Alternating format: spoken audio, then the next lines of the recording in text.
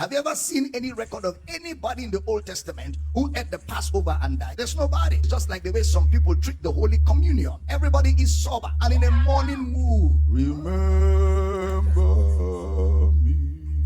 Remember.